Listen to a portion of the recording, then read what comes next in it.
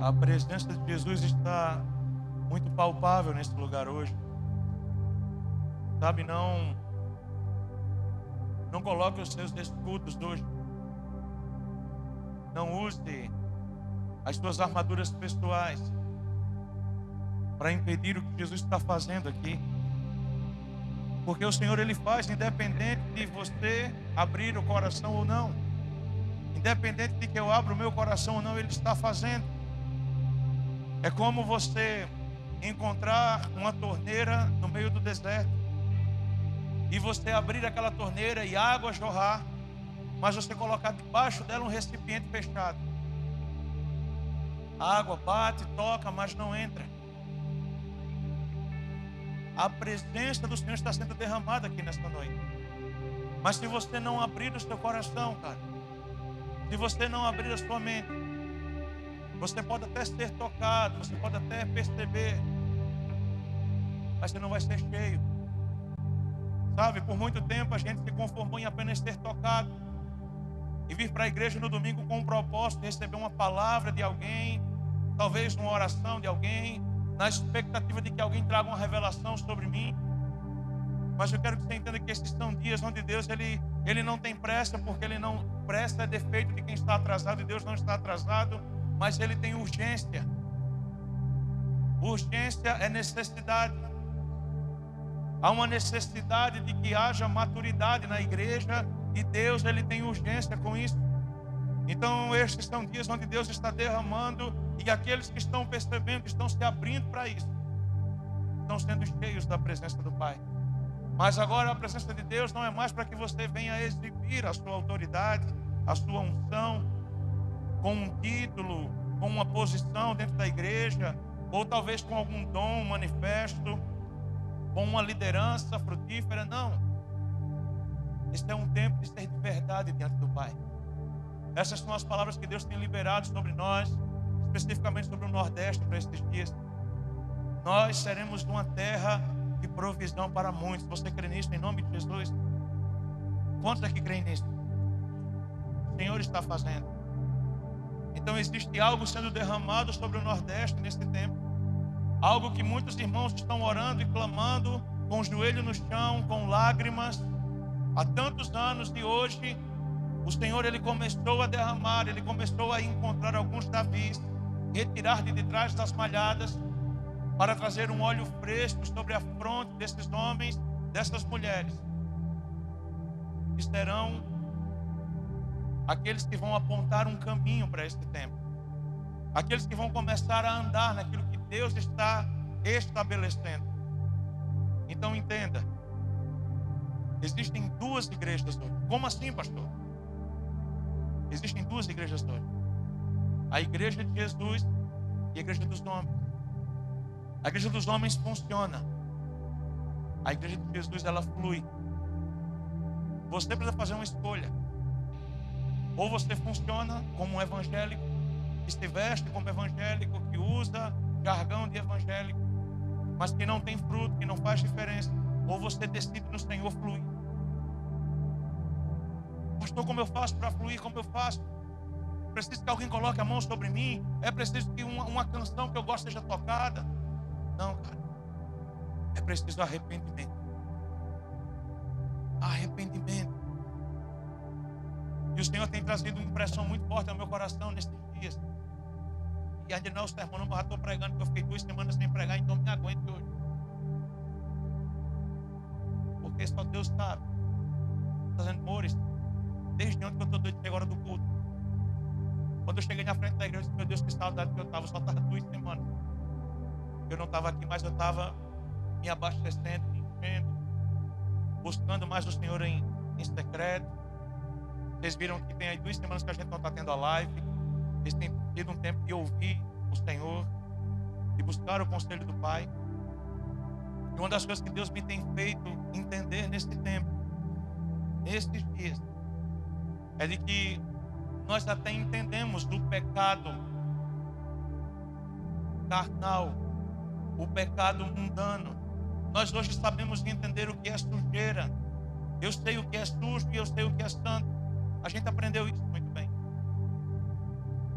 Mas o Senhor começou a trazer no meu coração uma impressão de que muitos filhos estão perdidos ou estão se perdendo por um outro tipo de pecado que não é tão visível, que é o pecado da falsa devoção. E o que é essa falsa devoção? A falsa devoção é quando eu e você criamos um mecanismo individual de dizer como Deus se manifesta. E aí, a partir daquilo que nós entendemos, como nós queremos que Deus se manifeste, a gente começa a dizer que ouviu Deus falar isso. E aí a gente começa a eliminar algumas coisas que Deus disse que nós precisamos ter, que nós precisamos experimentar, como servir, como congregar, como caminhar com irmãos, como estar submissos a uma liderança. Sabe, o índice de desigrejados é muito alto. Aí você pensa, cara, tem muito filho pródigo, né, pastor? Tem, do lado de fora e do lado de dentro. Assim como aquele irmão mais velho da parábola do filho pródigo, tem muitos que estão perdidos dentro da casa. Eles até vêm no culto aqui na fonte ou em outro lugar, até, sabe, de vez em quando, mas acham que não precisam disso. E igreja, escute isso. Eu falo isso pelo Espírito do Senhor, não minto. Escute. A palavra que Deus está derramando sobre a igreja para este tempo é submissão. Se você não andar em submissão, você vai funcionar. Parece que é de Deus, parece que é santo, tem aparência de piedade, mas é uma falsa devoção. E como pai dessa casa, eu quero alertá-los disso. Olhe para o seu coração e perceba quais são as suas intenções nestes dias. O que é que você tem feito no seu lugar secreto? Como você está tratando o seu serviço, a sua devoção, a sua submissão? Ah, pastor, mas eu já me magoei tanto com as pessoas. Chega batendo aqui, cara. Eu também. Mas o meu Jesus também se magoou e ele prosseguiu. O meu Jesus viu os seus amigos o deixarem no momento mais difícil. O meu Jesus disse para os seus amigos: orem comigo, pelo menos aí 1 hora. E quando ele virou, estava todo mundo dormindo. O meu Jesus foi levado para uma cruz sozinho. O meu Jesus viu um dos que andava com ele traí-lo. O meu Jesus viu um dos que disse assim: se eu for para a morte eu vou também, dizendo que nem o conhecia. Mas ele permaneceu, e quando ele ressuscitou, sabe o que foi que ele fez? Ele veio ao encontro desses. Igreja, escute isso em nome de Jesus, e encarne essa palavra no seu coração. Submissão é o ponto de partida para o cumprimento do propósito. Jesus foi completamente submisso ao Pai. Completamente submisso ao Pai. Ah, pastor, mas se Jesus foi completamente submisso a Deus, por que eu não posso ser submisso só a Deus? Porque tu não é Jesus, cara. Jesus fundou uma igreja. Somos nós. Nós não somos um adorno da religião. Nós somos a noiva do Cordeiro. Nós estamos nos preparando para algo muito maior. Amém? E João Pessoa faz parte do que está acontecendo aqui. Hoje nós temos um novo prefeito eleito. E agora não é tempo a gente ficar com briga política. Ah, vota em fulano, vota em ciclano. A maioria que sabe minha posição política em João Pessoa é a posição M, misericórdia. Mas olha, a palavra fala que toda liderança constituída é pelo Senhor.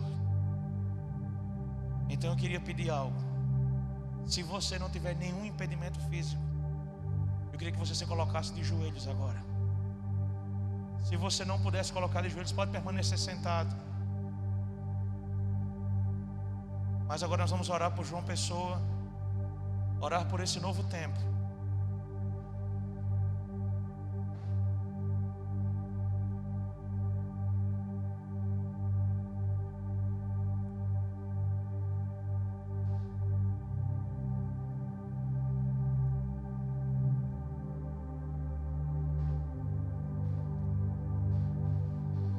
Senhor, nós nos dobramos diante de Ti como igreja para abençoar a nossa cidade. Abençoamos João Pessoa, abençoamos a nossa terra, abençoamos, Senhor, o novo prefeito da cidade. E não estamos aqui fazendo palanque ou levantando uma bandeira política, porque nós somos governados pelo Rei que está sentado no trono, e Tu és o nosso Rei. Mas estamos aqui para abençoar, Senhor, aquele que durante os próximos 4 anos foi eleito para ser o prefeito da nossa cidade. Abençoamos para que o Senhor traga sabedoria, para que o Senhor traga conversão, para que o Senhor traga uma liberação do céu, para que o Senhor traga firmeza nas decisões. Pai, nós oramos para que homens de Deus se aproximem dele durante esse tempo, mas homens verdadeiramente de Deus, não interesseiros, homens verdadeiramente do Senhor. Nós oramos por um tempo, crendo que nessa próxima janela de 4 anos, João Pessoa experimentará o maior tempo de prosperidade que já experimentou nos últimos anos. Nós temos uma palavra sobre nós. O Senhor nos disse no começo do ano que os céus estavam carregados, que a terra é boa e que iria chover. E nós cremos que nada fugiu do Teu controle, Abba. Por isso nós abençoamos não apenas o prefeito, mas os vereadores eleitos dessa cidade. Abençoamos a capital paraibana. Abençoamos, Senhor, o ponto mais oriental das Américas. Nós somos o ponto das Américas mais próximos de Jerusalém. Nós abençoamos esse lugar, Pai, porque cremos que daqui haverá algo grandioso para cooperar com o avivamento que acontecerá no Brasil. E nós estamos nos colocando nessa brecha, Pai, como João Pessoa, como igreja de Jesus em João Pessoa. Nós estamos aqui para servir, Abba.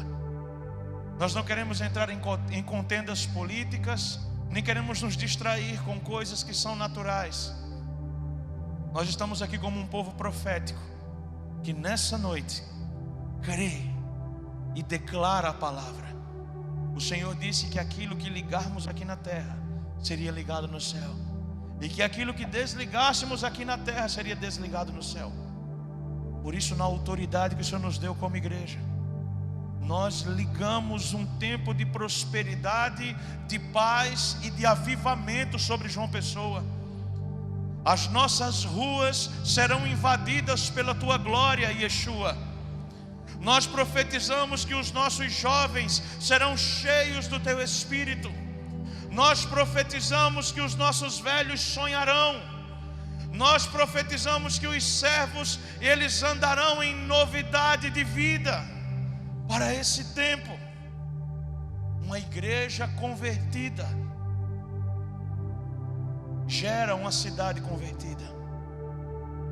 Nós somos o Teu povo, que se chama pelo Teu nome, e aqui nos humilhamos, reconhecemos as nossas debilidades e queremos nos converter, Senhor, dos nossos maus caminhos.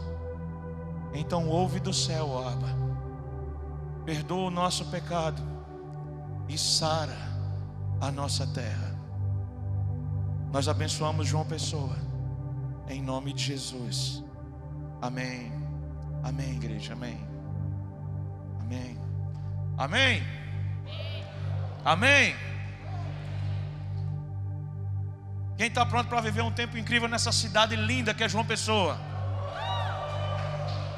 Amém. Nós amamos essa terra, cara. Deus tem falado muito sobre nós. Aleluia. Deixa eu guardar para não liberar tudo de uma vez. Amém. Amém, igreja. Nós estamos na fonte porque aqui é o melhor lugar do mundo.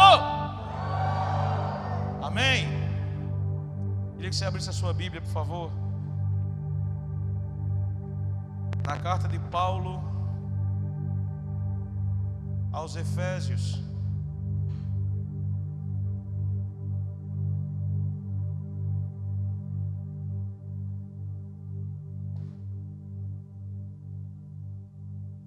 No capítulo 3.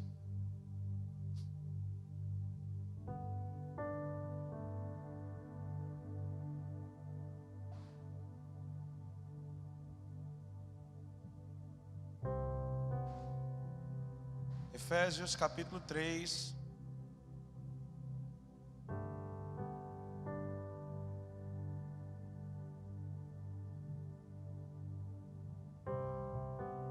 A partir do verso 14.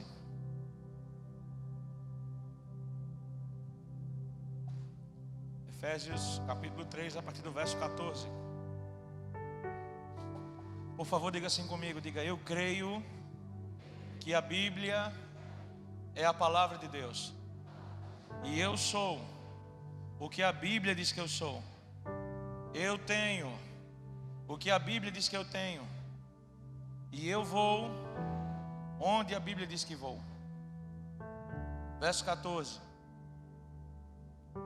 Por causa disto me ponho de joelhos perante o Pai de nosso Senhor Jesus Cristo, do qual toda a família nos céus e na terra toma o nome, para que segundo as riquezas da sua glória vos conceda que sejais fortalecidos com poder pelo seu Espírito no homem interior, para que Cristo habite pela fé nos vossos corações, a fim de, estando enraizados e fundados em amor, poderdes perfeitamente compreender com todos os santos qual seja a largura, o comprimento e a altura e a profundidade, e conhecer o amor de Cristo, que excede todo o entendimento, para que sejais cheios de toda a plenitude de Deus.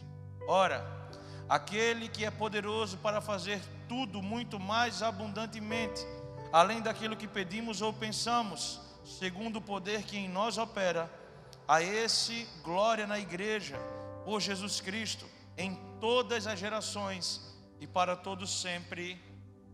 Amém. Diga assim comigo: Deus tem um lugar de posição para mim. Diga assim: Deus tem um lugar de alinhamento para mim. Quando Paulo escreve a igreja de Éfeso, ele traz algumas direções muito preciosas, e essa, lhes confesso que é uma das cartas que eu mais amo, das cartas paulinas. Das que eu mais amo é essa de Éfeso, porque aqui tem lições preciosas para a igreja, muito profundas, muitos fundamentos apostólicos que nós podemos aplicar na igreja nos dias de hoje. Mas especificamente dos versos 14 até o verso 21 do capítulo 3, Paulo está dizendo que ora para que algo aconteça na igreja. Paulo está dizendo: eu estou orando, eu me ponho de joelhos por um propósito, eu me ponho de joelhos para que algo aconteça, eu me ponho de joelhos para que algo em vocês seja mudado, para que algo em vocês seja transformado. E ele começa a trazer uma série de direções acerca daquilo que ele está orando. Ou seja, o que Paulo está dizendo é: o que eu clamo acerca de vocês é isto. E ele começa a falar para que ele se dobra, por que ele ora para a igreja. E sabe o que é que nós aprendemos com isso, igreja? O que nós aprendemos com isso é que a oração é um lugar de posição, a oração é um lugar de alinhamento. Nós não podemos simplesmente orar por orar, sem saber por que é que a gente está orando, ou sem entender o que é que a gente está fazendo quando a gente se põe de joelhos. Se você marcar um encontro com algum chefe de estado, a primeira coisa que vão te perguntar é: qual é a pauta da reunião? Por que é que você quer conversar com esse chefe de Estado?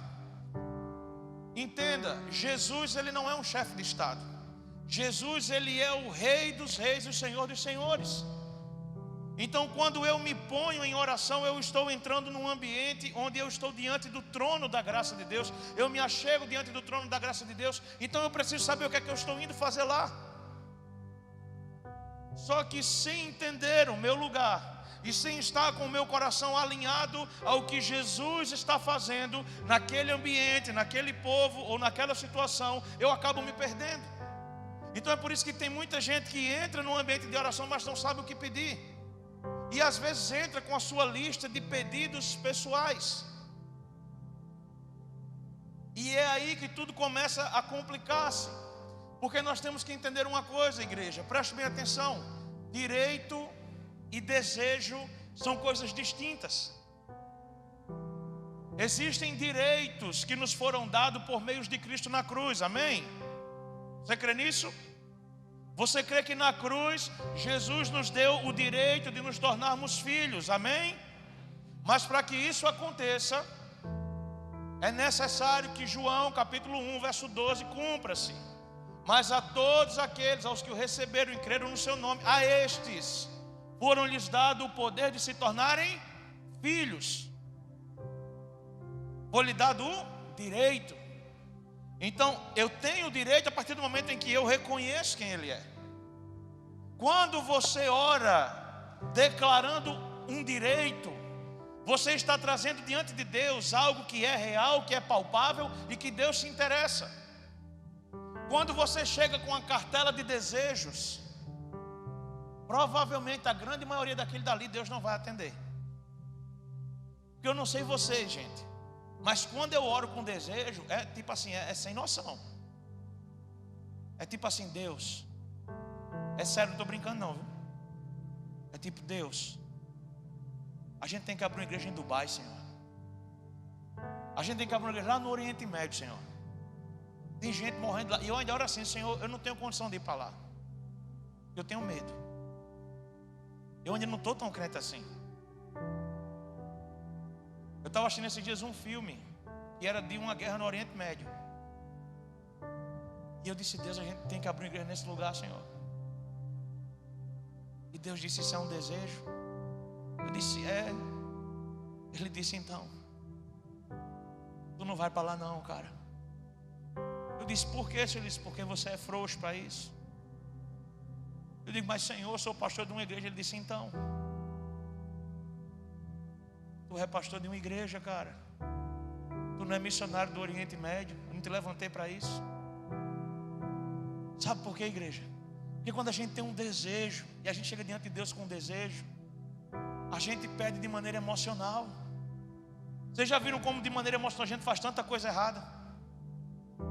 De maneira emocional a gente libera tanta palavra sobre os outros. Tem nada a ver, cara. Tipo, às vezes Deus está chamando a pessoa para descer a sepultura e tu vai orar e diz, Deus vai te curar. Assim diz o Senhor. Uma vez uma irmã me disse, pastor, eu tinha certeza, pastor. Olhei nos olhos daquele homem e Deus me disse que ia curar. Eu disse para ele, Deus vai curar a sua vida. Eu disse, e aí, irmã? Ela disse, quando eu saí da sala, 1 hora depois ligaram para mim que ele morreu. Primeira coisa que eu pensei, nunca que eu peço para essa irmã orar por mim. Deus me defenda. Passe longe. Mas a gente tem que saber diferenciar o desejo do direito. Porque quando a gente entende isso, a nossa forma de se aproximar de Deus muda. Muitos cristãos não amadurecem porque não entendem essa diferenciação. Então eu estou muitas vezes buscando um desejo como se fosse um direito. Então às vezes eu estou dizendo, Deus me honra. Quem aqui já orou? Não minta não. Ah, agora eu quero ver. Quem aqui já orou dizendo, Deus honra a minha vida? Quem já? Se não tiver muito mais, eu segue. Mas tem muito mais aqui. É porque graças a Deus, aleluia. Bota as asas para fora e voa, arcanjo. Ah, eu já disse demais. Deus, o Senhor sabe que eu sou inocente. Abate os meus inimigos, Senhor. Olha como eu sou bíblico. Sim, Deus. Mata mesmo para o povo ver, Senhor, que há Deus em Israel. Eu fico imaginando Deus. Tem nada a ver com o que ele está me pedindo. E a gente vai na emoção. Quantas vezes, cara, Deus não diz, olha, eu vou fazer isso. Deus está te chamando para dizer, eu quero. Aí quando você começa a perceber o que você tem que renunciar. Nós vamos abrir uma igreja no sertão. Quem crê nisso? Quem quer ir lá ser o pastor? Cuidado com o chihuahua aí, viu? Eu enxergo no escuro. Mas ser pastor no sertão, deixa eu dizer para você, não tem shopping para tu dar uma voltinha na segunda, tá? Às vezes não tem água, não tem um som assim, não vai ter luz, não vai ter muita gente assim, ó. Sabia? Tu não vai nem poder fazer live, porque às vezes não tem nenhum Wi-Fi lá. Entende o que é isso? Há uma diferença de fazer uma viagem para ver uma missão e fazer uma viagem missionária. Tem gente que faz uma viagem para ver uma missão, chega lá, tira uma foto, meu Deus, que coisa linda, chora, tira uma foto na África, no meio dos africanos, tira uma foto no sertão, no meio dos sertanejos, aí bota na internet, fazendo missões. Não, você não está fazendo missões, você está indo tirar foto. Sabe por quê, igreja? Porque eu preciso entender que quando Deus me chama para algo, eu tenho que andar pelo direito e não pelo desejo. Quem está me entendendo, diga um amém. É pelo direito. Para o que foi que Deus me chamou. O que é que Deus quer que eu faça? Não é porque eu sei fazer algo que Deus quer que eu faça aquilo que eu sei fazer.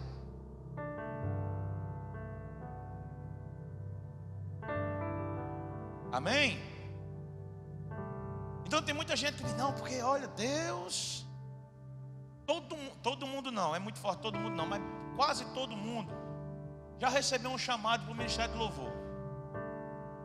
Uma vez uma irmã disse, pastor, eu tenho certeza absoluta, na fala eu já vi que a irmã era desafinada, falando.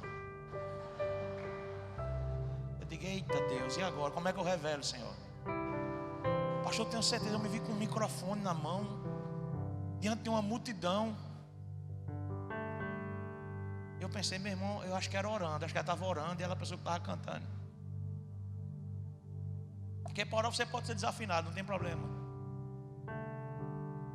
Aí tem gente que diz, mas Deus recebe meu louvor. Deus recebe. Ele, não tenho dúvida. Ele recebe de verdade. Por quê? Porque Ele é longânimo, rico em misericórdia. Aos irmãos da igreja, não, cara. A música é para Deus. É, mas quem está aqui está conduzindo. São copeiros, eles estão cooperando. Eles estão cooperando com algo. Então quando você coopera com algo, você precisa liberar aquilo que Deus colocou em você. Não porque você sabe, mas porque Deus quer que você use. Eu fui de ministério de louvor muitos anos. E chegou um dia que Deus disse assim para mim, você tem que sair do louvor. E nesse tempo, gente, o ministério de louvor estava lotado. Era uma bênção. Eu, Mores, inclusive Mores, você não canta. A sua vida é uma canção que encanta. Porque desde a primeira vez que eu ouvi o acorde da sua existência, nunca mais essa melodia saiu do meu coração.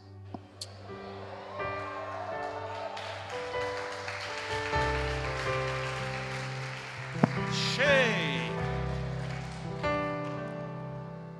O ministério de louvor, você me atrapalha.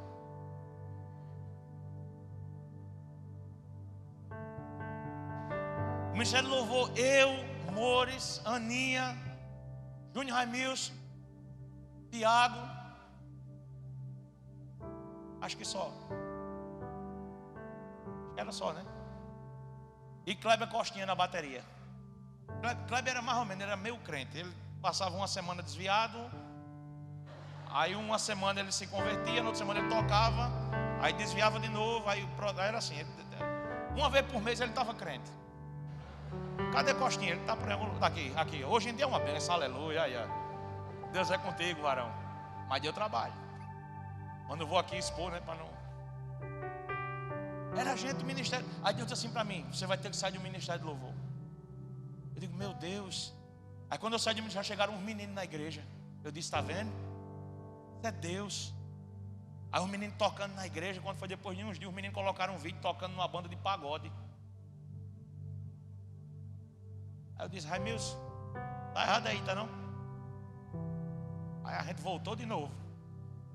Aí Raimilson, você vai ter que voltar. Eu disse, volto nada. Gente, vocês acham que eu não gostava de cantar? Eu gosto de cantar. Antes eu gostava mais. Hoje eu gosto mais de gritar do que de cantar. Antes eu gostava mais de ensaiar. A gente ficava no ministério do louvor completo, todo vocal, né? Eu, Mores, Aninho, Júnior, Raimilson. A gente ficava lá na casa de Júnior. Viver para ti, pensar só em ti, romper com as barreiras do mundo aqui. 3 horas da manhã, a mesma música, eu não aguentava mais. É tanto que até hoje eu não consigo nem escutar a Fernanda Brum direito, com todo respeito à irmã, porque Júnior me deixou traumatizado com essa música. Mas a gente, louvor de Deus, mandou eu sair. Aí um dia veio uma pessoa pregar aqui na igreja, a gente foi deixar ela no aeroporto, ela disse, pastor, o senhor deveria cantar, o senhor canta bem, viu? Aí eu disse, então irmã, Deus mandou eu sair do louvor. Ela olhou para mim e disse, Deus mandou vocês, foi. Ela disse, amém. Por que eu estou falando isso para você? Porque eu quero que você entenda que o fato de você saber fazer algo não quer dizer que Deus quer que você faça isso.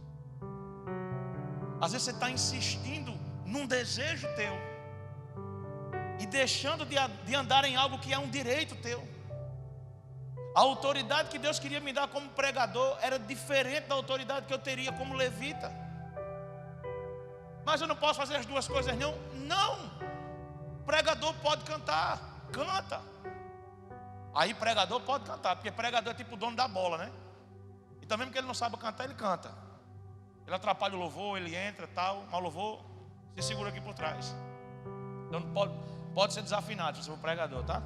A gente vai rir, vai, mas é só um detalhe. Mas igreja, entenda uma coisa. Diga assim comigo, Deus. Agora como uma igreja viva, diga, Deus, me ajude a andar entendendo o que é direito e não desejo. Porque senão a gente entra com a lista pronta, igreja, para orar. A gente vai orar, a gente diz a Deus o que Deus tem que fazer, como Ele tem que fazer, quando Ele tem que fazer, em quem Ele tem que fazer e quanto tempo Ele tem para fazer. Tem gente que determina orar, eu determino. Só que nós precisamos entender que antes de liberar alguma coisa, a gente precisa ser alguma coisa. Deus nunca vai fazer nada através de você sem antes fazer em você. Primeiro Ele faz em você para depois Ele fazer através de você. Às vezes eu vejo muita gente empolgada, pastor, vamos cumprir o ID, equibalo, para fora das 4 paredes. E eu fico, meu Deus. Mas Jesus disse para cumprir o ID. Deixa eu ensinar uma coisa para você, em nome de Jesus. Jesus disse ide, não disse? Disse ou não disse? Ide por todo mundo e pregar o evangelho a toda. Mas antes de dizer ide, Ele ensinou sobre o vinde. Antes de dizer ide, Ele disse vinde. Vinde a mim, todos vós que estáis cansados, sobrecarregados. Vinde. O problema é que tem muita gente que quer ir sem antes ter vindo. Muita gente que não recebeu autoridade, que não recebeu tratamento, que não recebeu cura e quer sair apenas replicando o seu desejo ministerial, mas não andando naquilo que Deus tem para ele. Quando nós somos uma pessoa, quando você é alguém que nasceu de novo, quando nós vivemos para a glória de Deus, nós precisamos entender a importância de estarmos posicionados no lugar correto. No lugar correto. Porque isso fará toda a diferença. Sabe por quê, gente? Porque pessoas que estão posicionadas no lugar errado, elas se tornam destrutivas. Pessoas que estão posicionadas no lugar correto, elas se tornam construtoras. Então tem muita gente que só sabe destruir, porque está posicionado no lugar errado. Quando você está no lugar correto, você constrói. E até mesmo aquilo que você precisa destruir, você destrói para abrir espaço para construir algo novo. Você lembra de Sansão, lá em Juízes capítulo 16, quando ele é enganado, confessa a sua fraqueza, ele já vinha numa sequência de muitos erros. Ali foi apenas o cume dos seus erros. Ele chegou no mais alto nível das suas falhas. Ele confessa para Dalila qual a sua fraqueza. Ele tem a sua cabeça raspada. Os filisteus avançam contra ele, furam os olhos de Sansão, e Sansão agora está como um escravo dentro do templo dos filisteus. Ele está ali girando um moinho e servindo de palhaço, e todos estão bebendo, farrando e rindo daquele que era o herói de Israel. Sansão estava dentro do templo inimigo, e quando ele orou ao Senhor, ele não disse: Deus, me devolve a minha visão. Ele não disse: Senhor, me dá sabedoria. Ele disse: Senhor, me dá força mais uma vez. E força para quê? Para destruir. Ou seja, no templo do inimigo, o homem de Deus pede força para destruir. Salomão, que constrói o templo do Senhor, o Senhor dá a Salomão a oportunidade: cara, me pede aí qualquer coisa. Você imagina, cara, Deus chegar para você e falar assim: e aí, o que é que você quer? Digo: Deus, eu ainda não posso suportar uma pergunta dessa não, Senhor. Não estou pronto para isso não. Imagina Deus chegando para você assim: tá, diga o que é que você quer. Imagina, Israel, o que é que você quer, meu filho? Meu Deus do céu. Eu dizia assim: eu quero poder pedir 1000 coisas.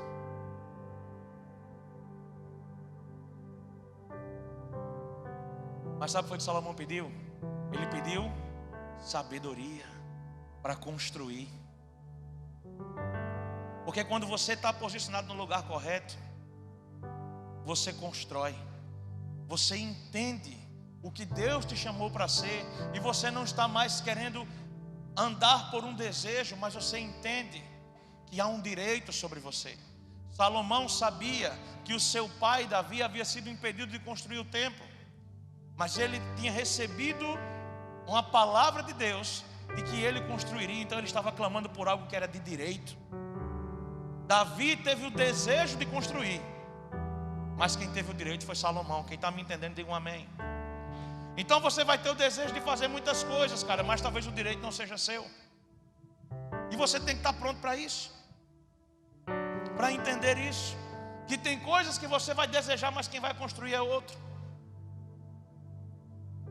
Nós precisamos entender a nossa posição, porque isso é fundamental. Abra a tua Bíblia aí em 2 Reis capítulo 3.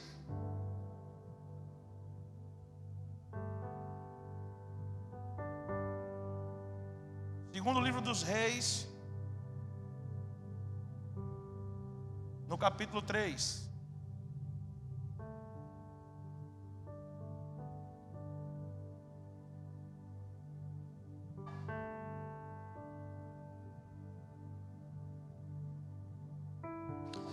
No verso 15.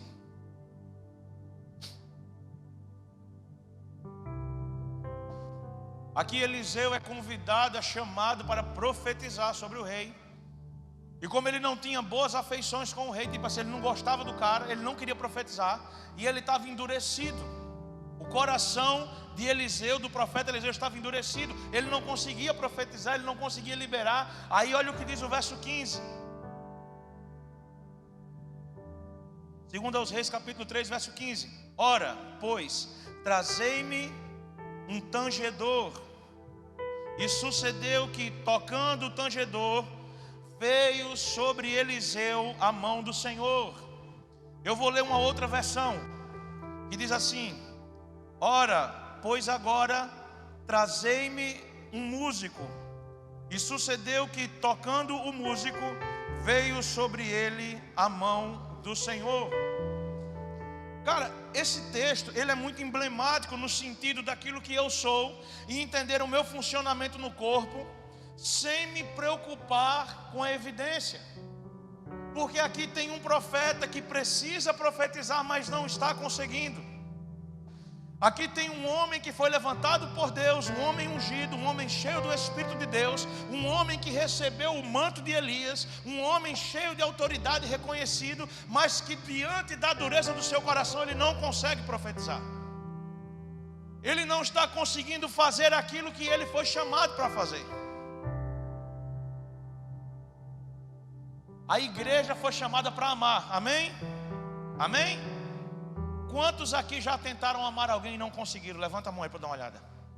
Se você nunca passou por isso, escreva um livro, por favor. A gente precisa. A gente passa por isso, gente. Tem gente que é tão difícil de amar que na verdade a gente assim, eu não queria nem amar esse infeliz. Tem gente que a forma de amar nossa é dizer: Deus, leva, Senhor. Mas leva mesmo. Ele suba cantando: em teus braços é meu descanso. Tem gente que a gente já assim, ó, encurta mesmo, pai, porque aqui vai dar errado. Mas quando o coração da igreja está endurecido para amar, quando o meu e o seu coração está endurecido para amar, às vezes a gente recebe uma palavra de alguém, uma mensagem que nos enviam, um sermão que escutamos, uma música que nós ouvimos, e parece que algo acontece no nosso coração. Porque mesmo sendo chamado para amar, às vezes a gente não consegue. Mesmo sendo chamado para liberar o poder de Deus, a gente não consegue. E a gente precisa uns dos outros. Olhe para o seu irmão e diga assim: eu preciso de você, querido irmão. Diga: eu preciso muito de você. Diga assim: ore por mim, bicho. Nós precisamos de alguém que muitas vezes vai liberar aquilo que eu tenho, mas que está travado dentro de mim. E se eu não reconhecer que eu preciso desse alguém, eu vou fingir. E aí eu vou começar a oferecer algo que eu tenho dentro de mim, mas que eu não consigo trazer para fora. Quem está me entendendo, diga um amém. Então tem muita gente que vai: cara, mas eu tenho que profetizar porque eu sou profeta, mas eu estou com o coração endurecido, mas eu vou falar alguma coisa. Assim diz o Senhor: prepara as malas. O outro: eita Jesus. Não, eu tenho que pregar porque eu sou pastor. Chegou domingo, não estou com o coração bem, não estou sem conta. Meu Deus do céu, o que é que eu faço, pelo amor de Deus? Mas eu tenho que pregar. Aí eu subo aqui e digo: igreja, aleluia. Já dizia fulano de tal: batatinha quando nasce esparrama a rama pelo chão. Você, eu queria te falar 3 pontos para você ser uma batatinha de sucesso. Você escolhe no final se você vai ser frita, solteira ou um purê.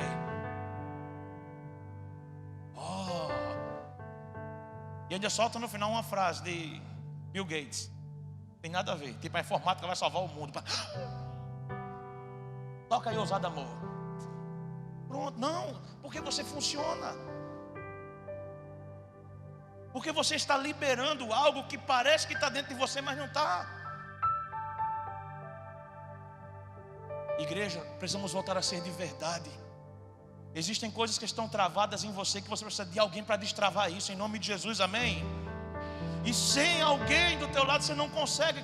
Gente, você acha que Márcio está fazendo o que aqui? Um fundo musical para mim? Ele podia estar sentado ali, descansando os dedinhos dele, e colocava ali um fundo musical.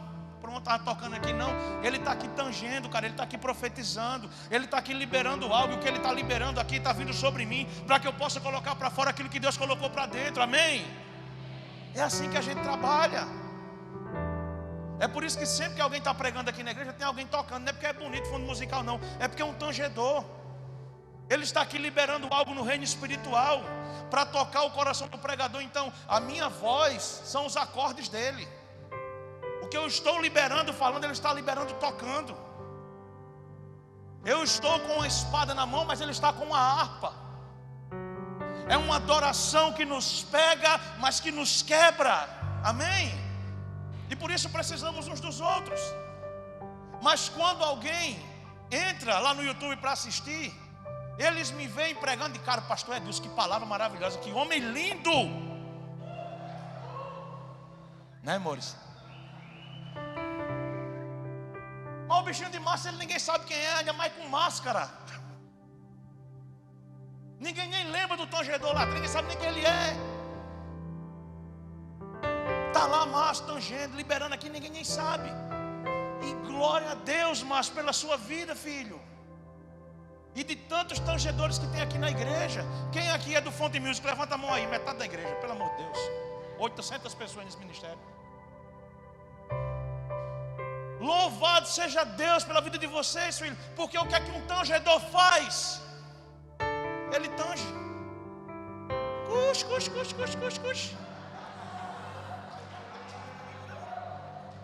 Ei, boy.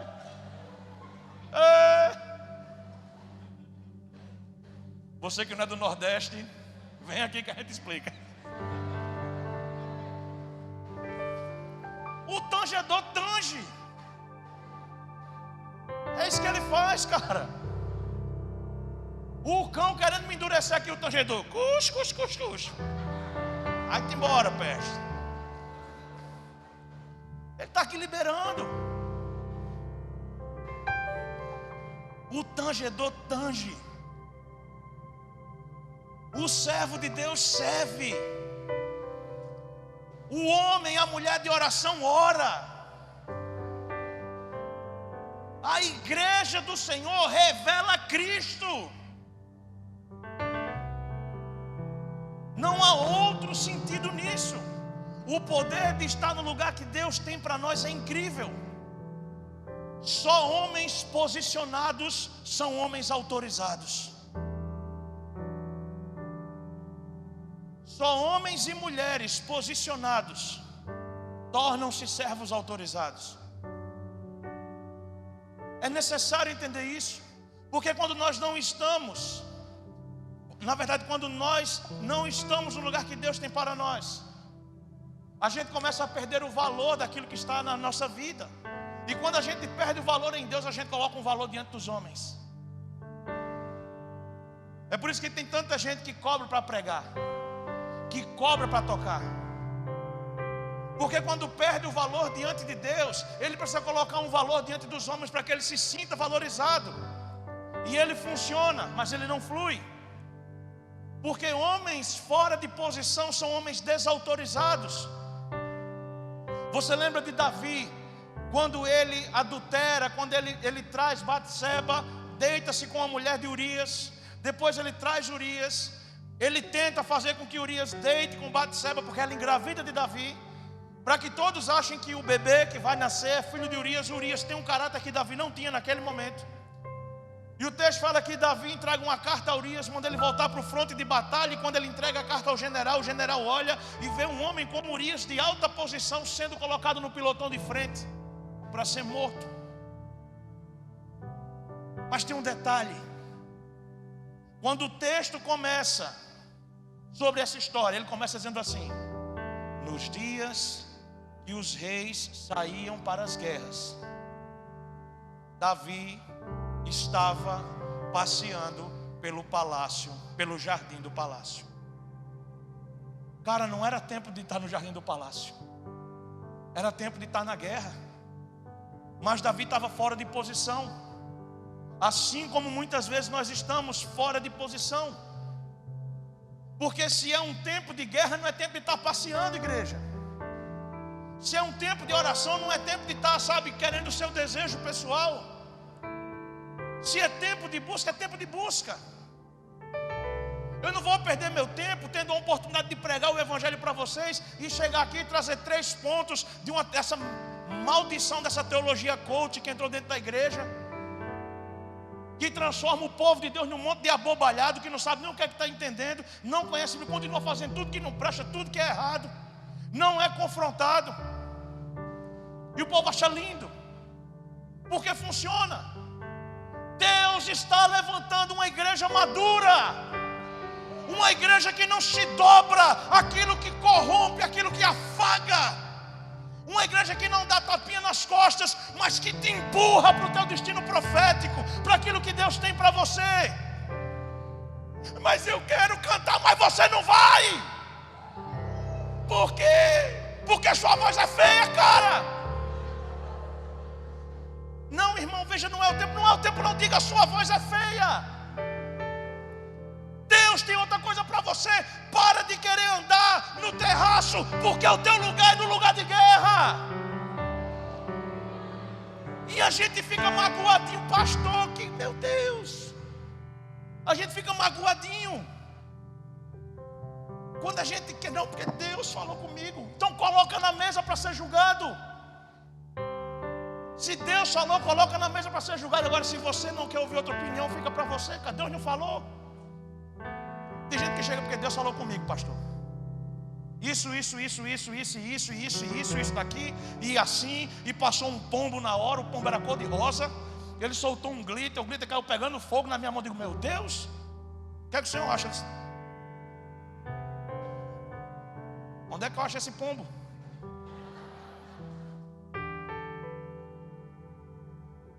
Cara, se você está dizendo que Deus falou, então arque com isso. Agora, quando você é submisso, você traz para a mesa. Eu acho que Deus falou comigo. E quando disser assim, não foi Deus não. Não fica, está vendo aí? Fosse irmão fulano de tal, pastor dizia na hora, cheio. Aí como é comigo? Aí, ó. Porque é carente.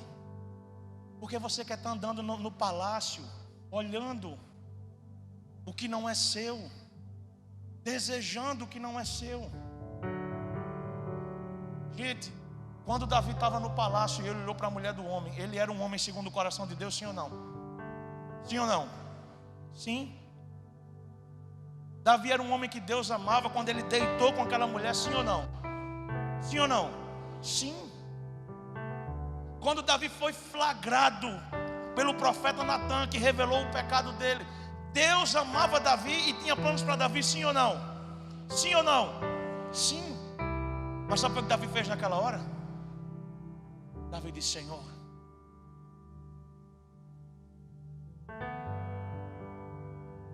eu não tenho nem direito de te pedir isso mais. Ele se prostra e diz, esse aqui sou eu, Pai. Pense num caba totalmente desajustado. Eu estava fora de posição, Senhor. Mas ó, tira tudo de mim. Ele escreve o salmo mais lindo que tem na Bíblia. O Salmo 51. E quando no verso 11 ele diz, Senhor, não retires de mim o teu espírito. Sabe o que é que Davi estava querendo dizer ali? Tira a minha coroa, tira a honra, tira os meus súditos, tira tudo, porque eu estava fora de posição. Mas a tua presença não, Pai, porque esse é meu direito.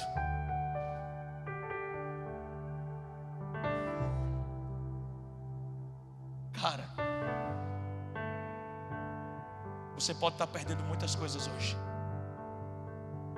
Como água nas suas mãos, tantas coisas estão se esvaindo. Pode até chorar por isso, mas diga, Senhor, não retira de mim o teu espírito, não retira de mim a tua presença, porque a única coisa que pode me colocar de volta no lugar é a tua presença, Pai. Fora de posição, até reis se tornam assassinos. Mas quando você volta para a posição, até assassinos são chamados de homens segundo o coração de Deus. Quem está entendendo isso, diga um amém em nome de Jesus.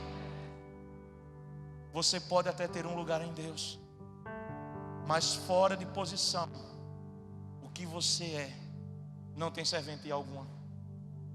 Por isso não se esforce para querer ser aquilo que você não é. E peraí que eu vou falar do tangedor. O que foi que aconteceu quando o tangedor tangeu? Quando ele liberou o cuscuz, o que foi que aconteceu? Ele se tornou famoso, gravou um CD e está com a capa no Spotify? Não. O Espírito de Deus veio sobre quem? Sobre o? Como é o nome do profeta? Igreja, como é o nome do profeta? Como? E como é o nome do tangedor?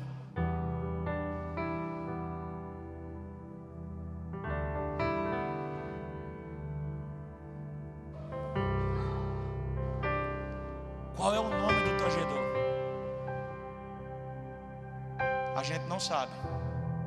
Mas quando ele tocou, cara, o céu sabia quem estava tocando. Quando ele tocou, quando ele deu os primeiros acordes, o céu disse: ei, é o cara, ó. Ele está tocando, a gente tem que liberar um som aqui sobre o homem. E Deus olhou e disse: o meu tangedor está tocando. Ó, o profeta ali, libera sobre o profeta. Ninguém sabe o nome dele, mas nós sabemos o que ele foi capaz de fazer. Igreja, não se preocupe em ter o seu nome conhecido, em ter muitos seguidores, em ter uma capa. Não, preocupe-se em fazer o que Deus te chamou para fazer. Preocupe-se em estar no lugar que Deus está nos posicionando para estes dias, de sermos um povo de verdade. Não são os de fama, são os de fome que Ele procura. Ele procura uma igreja que tem fome. A mão do Senhor veio sobre o profeta. Você libera algo novo quando você está posicionado no lugar correto. Muitos hoje se pastoreiam, não se submetem e criam mil e uma desculpas para isso. E é por isso que não se reconhece o que muitos dizem ser. Tem muita gente que diz: não, porque eu sou, aleluia, eu sou apóstolo, não sou profeta, não sou um arcanjo. Não, então, eu graças a Deus sou assim. Quando eu oro, o fogo cai. Eu vou logo avisando, viu? Uma vez uma irmã disse: não, pastor, porque sempre que eu oro, a pessoa engravida. Eu disse: então, irmão, eu aprendi em ciências que era de outra maneira que isso acontecia. Mas louvado seja Deus pela sua movimentação, né? Vamos acabar com a fertilização in vitro. E a irmã abre uma empresa aí. A gente tem que parar com isso, gente. Não é o que você diz ser, é o que eu reconheço no outro. O que é isso daqui? O que é isso, igreja? Alguém consegue ver o que está escrito na caneca? Está escrito o quê? Fonte, né? Mas a caneca é a fonte? Ela é uma? Mas não tem nada pendurado aqui. Eu sou uma caneca. O que é que você tem que dizer que você é algo?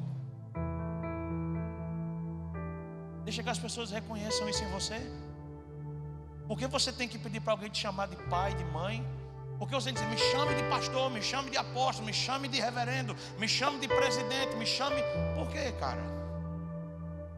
Quem é não precisa de rótulo. As pessoas vão reconhecer isso naturalmente em você. As pessoas vão reconhecer em você quando você for, não quando você achar que é. Amém? O Senhor tem nos chamado para entender isso. É por isso que não se reconhece o que muitas vezes você diz, porque tudo aquilo que Deus reconhece em mim, um dia Ele vai expor primeiro para os homens. Tem muitas coisas que Deus disse que eu sou, mas vocês jamais vão me ver chegando aqui dizendo: não, porque eu sou isso, viu? Sabe por quê? Porque enquanto alguém não olhar para mim e dizer: cara, eu vejo isso em você, eu ainda não tomei forma de ser o que Deus disse que eu seria. Davi recebeu o óleo da unção na cabeça quando tinha 15 anos, mas a coroa só veio depois dos 30. E Davi não saía assim dizendo: eu sou o rei. Todas as vezes que ele encontrava com Saul, ele fazia questão de dizer: Saul, tu és o rei. Mas ele sabia que a unção estava sobre ele. Cara, você não precisa dizer o que você ainda é do lado de dentro, porque ele não maturou a ponto de se revelar do lado de fora. Mas vai chegar um dia que alguém vai olhar para você e vai dizer: cara, eu reconheço que você é isso. E não precisa nem você forçar a barra. Olha para o irmão que está do seu lado: eu estava morrendo de saudade de fazer isso. Meu Deus, obrigado. Olha para o irmão que está do seu lado e diga assim: para de forçar a barra. Diga assim: para de forçar a barra.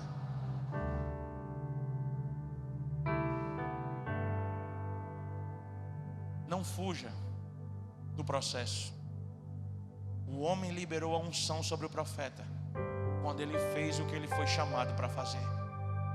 Quando você faz o que Deus te chamou para fazer, o propósito se cumpre. Quem é que quer cumprir os seus propósitos nos seus dias? Então faça o que Deus te chamou para fazer, cara. Como é que eu sei? Submetendo-se. Submetendo-se. Eu preciso me submeter. Porque quem não se submete toma decisões erradas que te desalinham para sempre. Abre a tua Bíblia aí em Gênesis capítulo 13.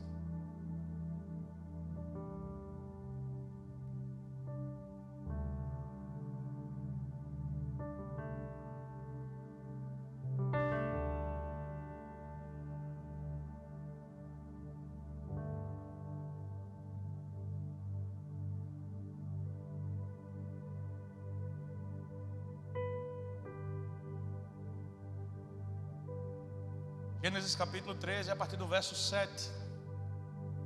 A gente vai caminhar para a parte final da mensagem. Eu queria que você tivesse muita atenção agora, para que você entenda o que Deus está revelando, o que Deus está trazendo.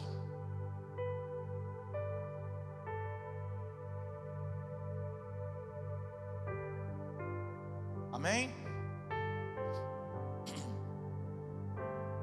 E houve contenda entre os pastores do gado de Abraão e os pastores do gado de Ló. Algumas versões dizem das ovelhas, outra versão diz da criação. E os cananeus e os perizeus habitavam então na terra. Verso 8. E disse Abrão a Ló: ora, não haja contenda entre mim e ti, e entre os meus pastores e os teus pastores, porque somos irmãos. Não está toda a terra diante de ti? Eia, pois aparta-te de mim, e se escolheres a esquerda, irei para a direita, e se a direita escolheres, eu irei para a esquerda. E levantou Ló os seus olhos e viu toda a campina do Jordão, que era toda bem regada, antes do Senhor ter destruído Sodoma e Gomorra, e era como o jardim do Senhor, como a terra do Egito, quando se entra em Zoar. Então Ló escolheu para si toda a campina do Jordão, e partiu Ló para o oriente, e apartaram-se um do outro. Habitou Abrão na terra de Canaã, e Ló habitou nas cidades de campina, e armou as suas tendas até Sodoma. Ora, eram maus os homens de Sodoma, e grandes pecadores contra o Senhor. E disse o Senhor a Abrão, depois que Ló se apartou dele: levanta agora os teus olhos e olha desde o lugar onde estás, para o lado do norte, do sul, e do oriente e do ocidente, porque toda esta terra que vês, te hei de dar a ti, e a tua descendência para sempre. E farei a tua descendência como o pó da terra, de maneira que se alguém puder contar o pó da terra, também a tua descendência será contada. Levanta-te, percorre esta terra, no seu comprimento e na sua largura, porque a ti darei.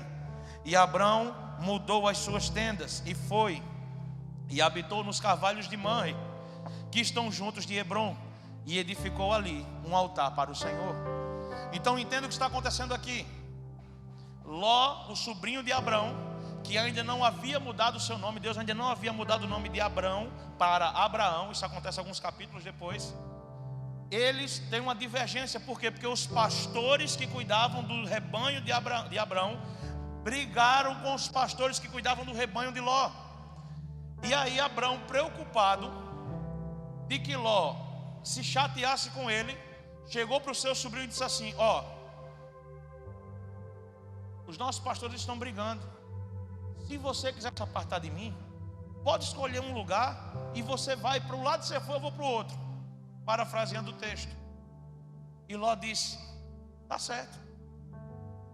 Só que Ló olhou para as campinas do Jordão, e era uma terra fértil, verdinha, tudo muito bonito. E ele decidiu ir para aquele lugar. E indo para aquele lugar, Abrão toma um sentido contrário, mas o Senhor para Abrão e diz assim: Abrão, só dizer uma coisa para você aqui. Tu mandou o cara escolher, ele escolheu o melhor, deixa ele ir, mas fica tranquilo, porque a promessa é sobre você. Então olha para todos os lados, para o oriente, para o ocidente, para o norte, para o sul, para todos, está vendo tudo? Tudo isso aqui eu vou te dar por herança, a ti e a tua descendência. Quando Abraão ouve isso, ele não corre para lá e diz assim: está vendo aí, infeliz, não quisesse continuar comigo? Sabe o que ele fez? Ele levantou um altar para o Senhor. Sabe por quê? Porque Abraão estava posicionado no lugar da promessa. Ele tinha uma promessa sobre ele que está estabelecida lá em Gênesis 12. Quando o Senhor o chama e diz: Abraão, sai da tua terra, da tua parentela e vai para a terra que eu te mostrarei. Farei de ti uma grande nação. Abençoarei os que te abençoarem, amaldiçoarei os que te amaldiçoarem. Se tu uma bênção. Gênesis 12, ele faz essa promessa para Abraão. E Abraão deixa a sua terra, deixa a sua parentela, e Ló vai com Abraão. Ou seja, Ló está sendo abençoado porque está debaixo da bênção de Abraão. Mas quando Abraão dá a Ló, escolhe para que lado você quer ir, ele escolhe para o lado errado. E qual é o lado errado? O lado errado é estar fora de uma posição de submissão. Abra sua Bíblia agora em Gênesis capítulo 19. Gênesis 19, a partir do verso 24.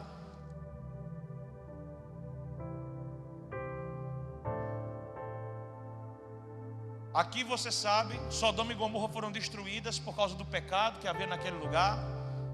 O Senhor envia anjos, vem saraivada de fogo sobre aquele lugar.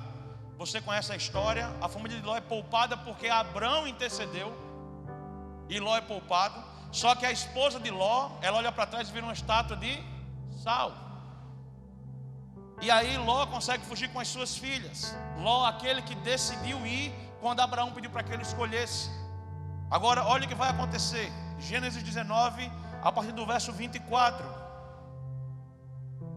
Diz assim: então o Senhor fez chover enxofre e fogo do Senhor desde os céus sobre Sodoma e Gomorra, e destruiu aquelas cidades e toda aquela campina, e todos os moradores daquela cidade e o que nascia na terra. E a mulher de Ló olhou para trás e ficou convertida numa estátua de sal. E Abraão levantou-se aquela mesma manhã de madrugada e foi para aquele lugar onde estivera diante da face do Senhor, e olhou para Sodoma e Gomorra e para toda a terra da campina, e viu, e eis que a fumaça da terra subia como a fumaça de uma fornalha. E aconteceu que, destruindo Deus as cidades da campina, lembrou-se Deus de Abraão e tirou a Ló do meio da destruição, derrubando aquelas cidades em que Ló habitava. Preste bem atenção agora. E subiu Ló de Zoar e habitou no monte, e as suas duas filhas com ele, porque temia habitar em Zoar. E habitou numa caverna, ele e as suas duas filhas. Verso 31, preste bem atenção. Então a primogênita, ou seja, a mais velha, disse à menor: o nosso pai já é velho, e não há homem na terra que há entre nós, segundo o costume de toda a terra. Vem, demos de beber vinho ao nosso pai e deitemo-nos com ele, para que em vida conservemos a descendência do nosso pai. E deram de beber vinho ao seu pai naquela noite. E veio a primogênita e deitou-se com seu pai, e não sentiu ele quando ela se deitou, nem quando se levantou. E sucedeu no outro dia que a primogênita disse à menor: vês aqui, eu já ontem à noite me deitei com meu pai. Demo-lhes de beber vinho também esta noite, e então entra tu, deita-te com ele, para que em vida conservemos a descendência de nosso pai. E deram de beber vinho ao seu pai também naquela noite. E levantou-se a menor e deitou-se com ele, e não sentiu ele enquanto ela se deitou, nem enquanto se levantou. E conceberam as suas duas filhas de Ló, do seu próprio pai. E a primogênita deu à luz um filho, e chamou seu nome Moabe. Este é o pai dos moabitas até o dia de hoje. E a menor deu à luz a um filho, e chamou seu nome de Ben-Ami. Este é o pai dos filhos de Amon até os dias de hoje. Então veja, por causa da decisão de andar longe de Abrão, ele vai para uma terra que é próspera, mas essa terra é cheia de pecado, ela é destruída. Por causa dessa destruição, ele foge com as suas filhas, ele deita com as suas filhas, mesmo sem perceber. Ele é embriagado, enganado. As suas filhas têm intimidade com ele, as duas ficam grávidas. Uma dá à luz a um homem que vai dar origem aos moabitas. A outra dá à luz a um homem que vai dar origem aos amonitas. Os moabitas e os amonitas tornam-se inimigos e perseguidores do povo de Deus ao longo da história.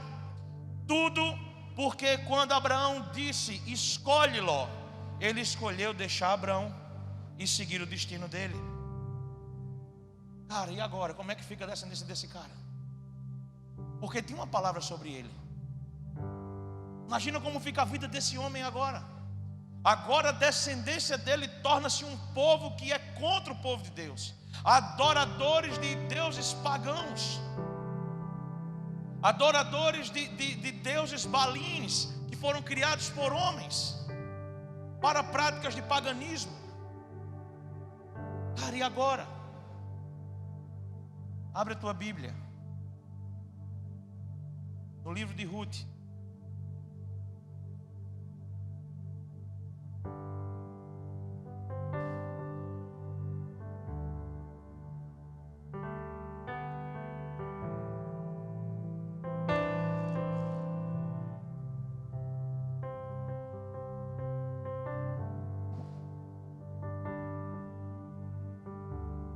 No capítulo 1.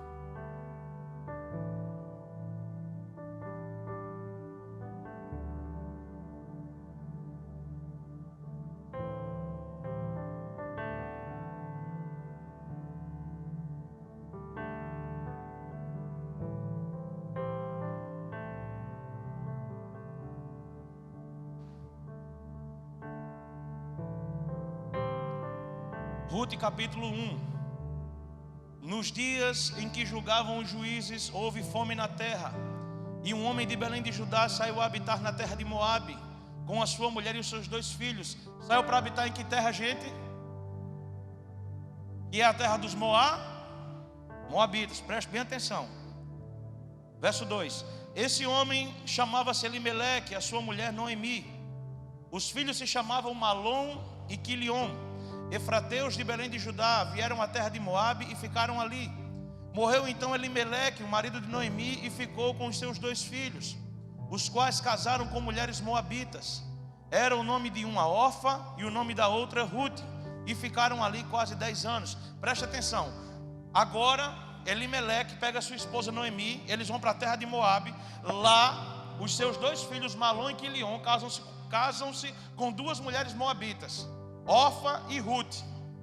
Até aí está todo mundo entendendo, né? Perceba, um povo da promessa, da descendência de Elimeleque, que vem da descendência de Abraão.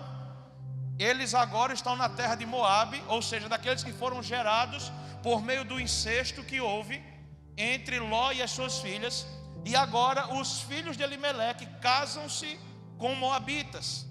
Ou seja, a descendência de Abraão está casando-se com a descendência de Ló. Continua o texto. Verso 5. Morreram também ambos, tanto Malom quanto Quilion, ficando assim a mulher desamparada dos seus 2 filhos e de seu marido. Então se dispôs ela com as suas noras e voltou da terra de Moabe, porquanto nesta ouviu que o Senhor se lembrara do seu povo, dando-lhe pão. Saiu, pois, ela com as suas 2 noras do lugar onde estivera, e indo elas caminhando de volta para a terra de Judá, disse-lhes Noemi. Agora é muito importante separar para entender essa parte. Noemi para com as 2 e faz uma proposta. Abraão parou com Ló e fez uma proposta. Ele disse para Ló: você quer ir para outro lugar? Vai, cara. Porque para o lugar que eu for, para o lugar que tu for, eu vou para outro lugar. E Ló disse: está certo, eu vou. Olhou as campinas do Jordão, tudo muito lindo, e ele foi embora. Aí agora, olha o que vai acontecer aqui. Verso 7. Saiu, pois, ela com as suas 2 noras do lugar onde estivera, e indo elas caminhando de volta para a terra de Judá, disse-lhes Noemi: ide e voltai cada um à casa de sua mãe, e o Senhor use convosco de benevolência, como vós usastes com os que morreram e comigo. O Senhor vos dê que sejais felizes, cada uma com o seu marido.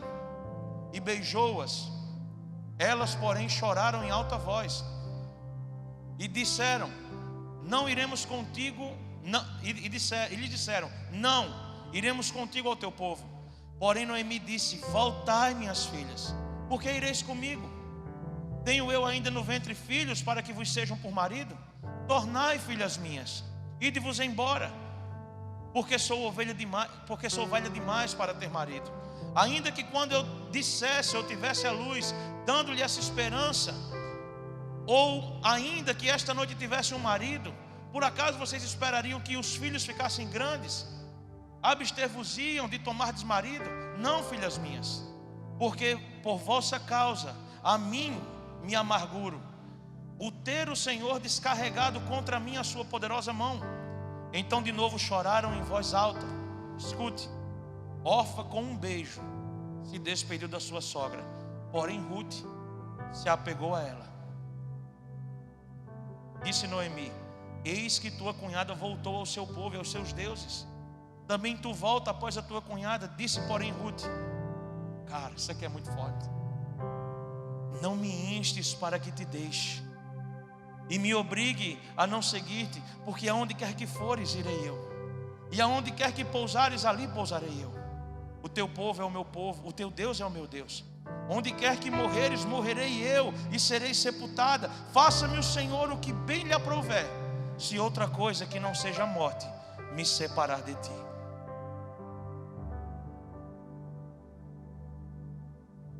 Se naquele dia, quando Abraão disse: Ló, escolhe outro lado, ele dissesse: não, meu pai, para onde fores irei eu, aonde pousares pousarei eu.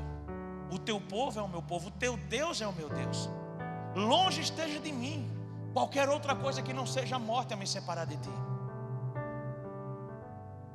O que separou Ló de Abraão não foi a morte.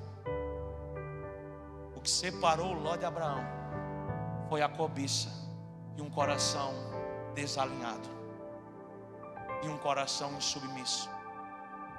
Mas Ruth tem um detalhe. Ela era o quê? Ela era moabita. Ela é descendente do homem que desobedeceu. Ela é descendente do cara que escolheu ir para o outro lado. Ela é descendente de alguém que parecia que tinha uma genealogia agora desgraçada e longe do Senhor. Mas ela olha para Noemi e diz assim: eu vou ficar contigo. Eu não vou escolher o lugar que tem as melhores coisas. Eu sei que lá onde você está mandando eu ir tem comida, lá eu posso encontrar outro marido, mas eu quero continuar contigo. A gente sabe o que é que acontece um pouco mais para frente. Como termina essa história? Um homem chamado Boaz casa com Ruth. E Ruth, a moabita, ela entra na genealogia do rei Davi. E no Novo Testamento, quando a genealogia é escrita, a descendência de Ruth está lá. Uma mulher tinha uma descendência que tinha tudo para ser um fracasso. Escolhe tomar uma decisão diferente do seu antepassado. E a decisão dela foi: eu não vou me desalinhar. Eu não vou me desalinhar. Eu escolho ficar. E eu quero finalizar lendo um texto que é a base dessa revelação. Romanos capítulo 4. Louvor pode subir. Nesse espírito de adoração. Romanos capítulo 4.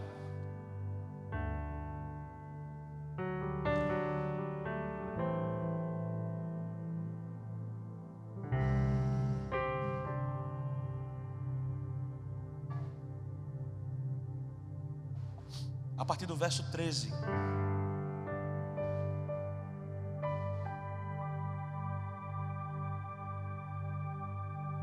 Porque a promessa de que havia de ser herdeiro do mundo não foi feita pela lei a Abraão ou a sua posteridade, mas pela justiça da fé. Porque se os que são da lei são herdeiros, logo a fé é vã e a promessa é aniquilada. Porque a lei opera a ira, porque onde não há lei, também não há transgressão. Portanto, é pela fé, para que seja segundo a graça, a fim de que a promessa seja firme a toda a posteridade, não somente a que é da lei, mas também a que é da fé, que teve Abraão, o qual é pai de todos nós, como está escrito: por pai de muitas nações te constituí, perante aquele no qual creu, a saber, Deus, o que vivificou mortos, e que chama à existência as coisas que não existem, como se já fossem. Igreja, preste atenção, cara. Muitas vezes a proposta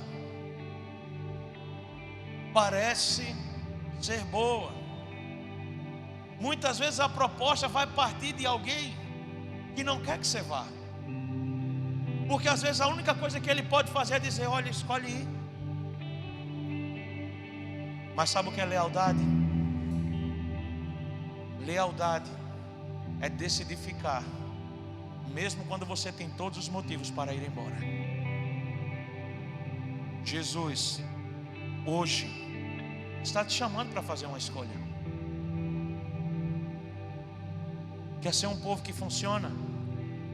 Eu vou te abençoar, eu vou te dar algumas coisas, mas eu não estou no meio disso não. Eu não estou no meio dessa religiosidade, desse legalismo.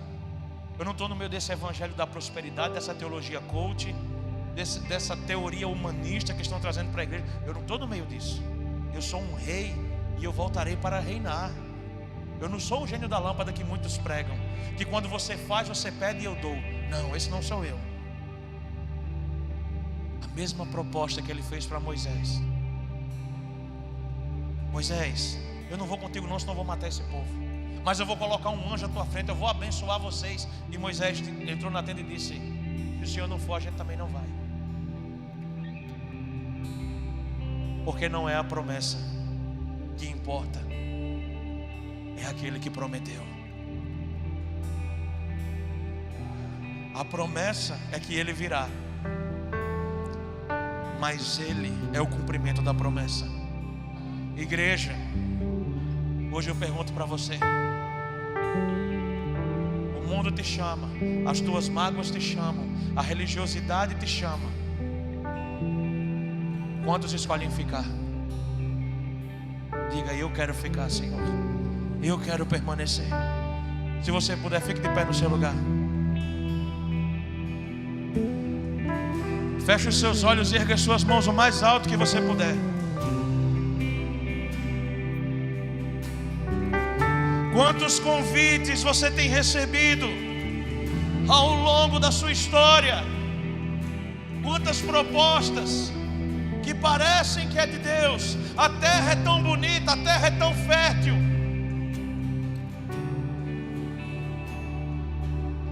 Não me instes para que te deixe, Senhor.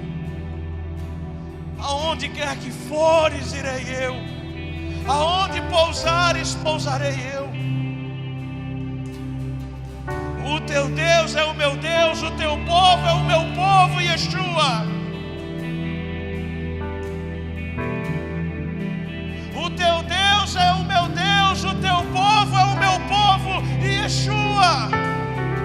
Que não seja outra coisa a não ser a morte que me separe de ti. Porque nem alturas, nem profundidades, nem anjos, nem principados, nem poderes, nem o que há de vir podem nos separar do teu amor. Porque dele porém. Sim. Arabaxara, arabaxara, candarabaxara. Libere a sua adoração, igreja. Porque dele porém. Enche esse ambiente com a sua adoração, com a fragrância do perfume do seu coração. Sim.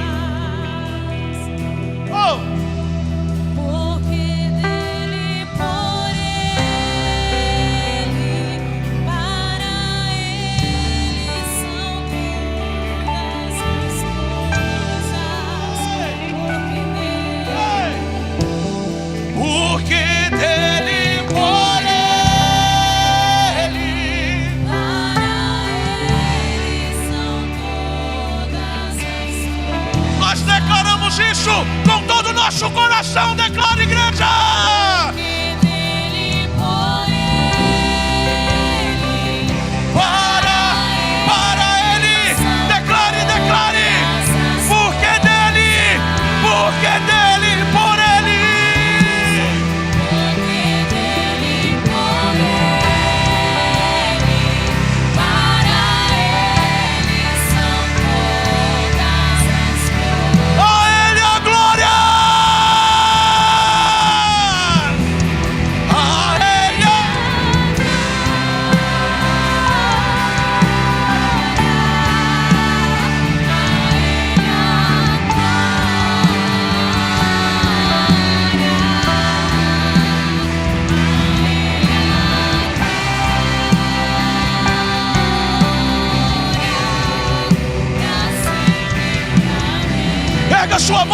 Erga a sua voz e declare a ele, só a ele. A